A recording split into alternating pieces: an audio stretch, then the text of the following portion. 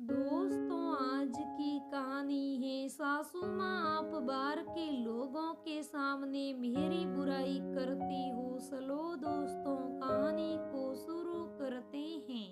कितनी बार कहा है कि अरहर की दाल में नींबू का रस डाला कर, पर नहीं करना तो अपने मन का ही है। भूल गई माँ जी, सिया ने मुस्कुराते हुए कहा। भूलेगी क्यों नहीं, दिमाग तो तेरा सबकी बातों में लगा रहता है। करेले का पानी भी फेंक दिया होगा। हाय, अब मेरा शुगर कंट्रोल कैसे होगा। मौसी सास के सामने तो हद ही कर दी। उन्होंने खाने की तारीफ क्या की, इन्होंने कमियां गिनानी शुरू कर दी। वैसे सिया की सास बहुत अच्छी थी, सिया का ख्याल भी रखती थी। फिर औरों के सामने जाने क्या हो जाता था। जब भी कोई बाहरी व्यक्ति आता, सिया की सास का बड़बड़ाना शुरू हो जाता था।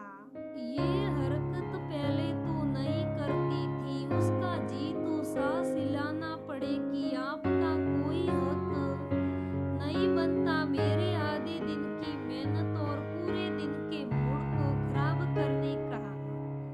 मगर मम्मी पापा का विवाह की विदाई के वक्त का हाथ जोड़ा हुआ चेहरा याद आ गया तो चुप रह गई। इधर मासी सास से कह रही थी कि मान गए भाई, तेरी बहू तो बड़ी हुकूमत चलती है, आज्ञाकारी बहू है तुम्हारी। इतना मैं बोल दूं तो बक बक कर दिमाग खा जाए मेरी वाली। भूल गई पतंग उड़ाने की कला, मैंने तो खूब उड़ाया था बचपन में।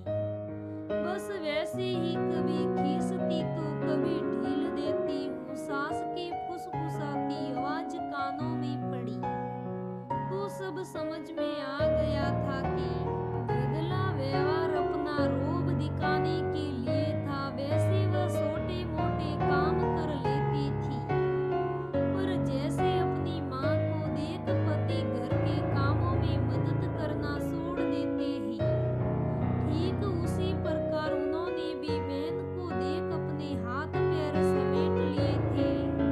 अब उसे अपनी नहीं बल्कि मौसी सास पर गुस्सा आ रही थी।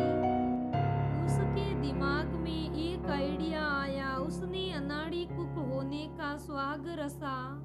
4 बजे नींबू पानी के गिलास के साथ उनके कमरे में पहुंची और दाल बाटी की रेसिपी पूछने लगी। मौसी सास ने कहा कि सल सीख ले, मैं आसान तरीके से बता देती हूँ। जा बहू, अपना इम्प्रेशन जमाने में पसीने लगती है। वही यहाँ उल्टी गंगा बह रही थी। अब तो हर दिन कुछ ना कुछ सीखने के बहाने वह सबको व्यस्त करने लगी। इसके 2 फायदे हुए। पहला कि दोनों काम करके थकी रहती थी तो उसकी कमियां गिनाने ना बैठती, और दूसरी कि सब मिलकर काम करने का आनंद भी आया। 3 दिन चुटकियों में निकल गए। आराम करने आई मौसी सास के चेहरे से थकान साफ झलकती थी। ना आरामी मिला और न ही पंचायत करने का मौका मिला।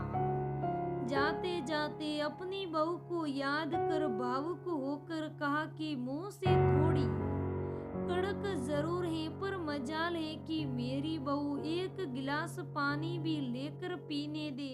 मेरी बहू बड़ी आज्ञाकारी है। सस पूछो तो बहू कम बेटी ज्यादा है, तभी तो हमें एक कोने में बिठाकर अनुपयोग महसूस नहीं कराती। वह परिवार में सबकी सहभागिता चाहती है। हम सब मिलकर काम करते हैं तभी खुशहाल रहते हैं।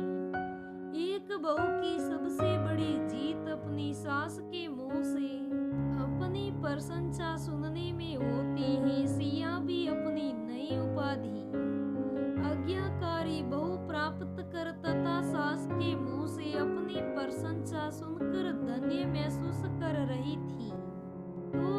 दोस्तों कहानी से बस यही सीख मिलती है कि दूसरों के सामने या कि घर के बाहर के लोगों के सामने अपनी बहू की बुराई कदे ही नहीं करनी चाहिए।